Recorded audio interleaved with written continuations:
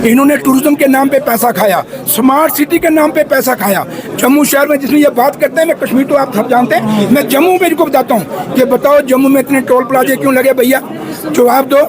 जम्मू के लोग नहीं चाहते टोल प्लाजा हो, आपने क्यों नहीं हटवाए? इनको पूछो कि जम्मू जितनी रिक्रूटमेंट हुई सर्विस सिलेक्शन बोर्ड की, सब पे स्कैंडल हुए, आज तक किसको सजा मिली? क्या है इसमें? देखिए बात सुनिए, कौन क्या लाया, आज़ादी है, डेमोक्रेसी है, डेमोक्रेसी में हर आदमी को राइट है, और हिंदुस्तान के आइन की यही खूबसूरती है कि हर आदमी को बोलने का हक है। और जो रेजोल्यूशन नेशनल कॉन्फ्रेंस लाई है, उस नेशनल कॉन्फ्रेंस का अंदर सब कुछ क्लियर हो गया। अब उसके बाद कौन क्या करता है उसका हमें लेना देना नहीं है। लेकिन मैं एक चीज़ आपको कहूँगा कि जो आज बीजेपी हम चाहते हैं हाउस चले, क्योंकि जब यहाँ पे जम्मू कश्मीर का स्पेशल स्टेटस तोड़ा गया, उसमें सिर्फ एक आदमी से साइन करवाए गए और ये तोड़ा गया।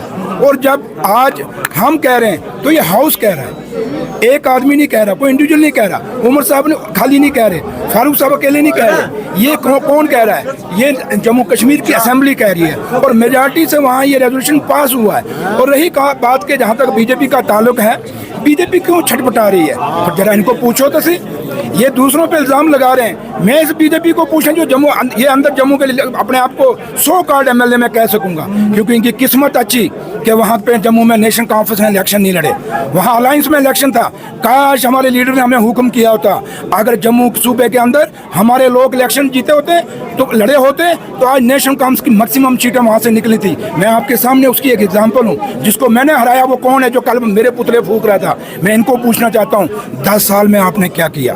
10 साल में आपने जम्मू के साथ धोखा किया, जम्मू के लोगों का धोखा किया, जम्मू कश्मीर का तो किया ही किया। जिस जम्मू की ये बात करें मैं उस पर जवाब दे रहा हूँ आपको। ये जम्मू के साथ इन्होंने धोखा किया। 10 साल में इन्होंने क्या किया? जहाँ पे बजरी का रेट का अपना और उनसे उनको बाहर निकाल के इनके बाहर के लोगों को इंडस्ट्री के अंदर जमीनें दिलाई। इंडस्ट्री में बहुत बड़े स्कैंडल इनके हैं। इन्होंने टूरिज्म के नाम पे पैसा खाया, स्मार्ट सिटी के नाम पे पैसा खाया। जम्मू शहर में जिसमें ये बात करते हैं, मैं कश्मीर तो आप सब जानते हैं, मैं जम्मू में इनको बताता हूँ कि बताओ जम्मू में इतने टोल प्लाजे क्यों लगे भैया, जवाब दो। जम्मू के लोग नहीं चाहते टोल प्लाजा हो, आपने क्यों नहीं हटवाए? इनको पूछो कि जम्मू जितनी रिक्रूटमेंट हुई सर्विस सिलेक्शन बोर्ड की, सब पे स्कैंडल हुए, आज तक किसको सजा मिली? क्यों नहीं सजा मिली? कभी इस पे ये बोले?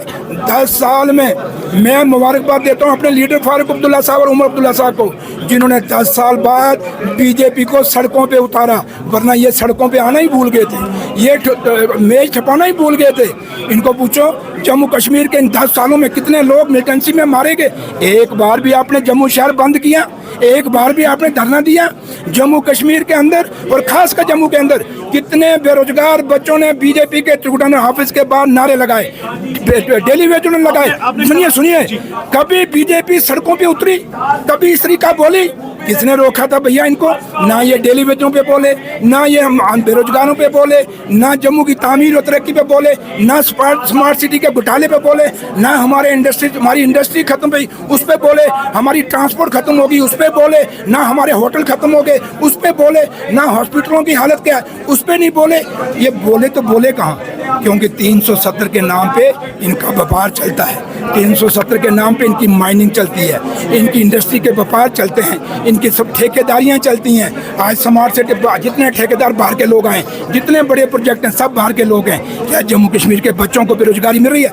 सेल्फ हेल्प ग्रुप जब उनको यहाँ से वो ठेकेदारी लेते थे इंजीनियर, उनको जब यहाँ से निकाला गया पीडब्ल्यू दफ्तर से, उनको काम करने से रोका गया।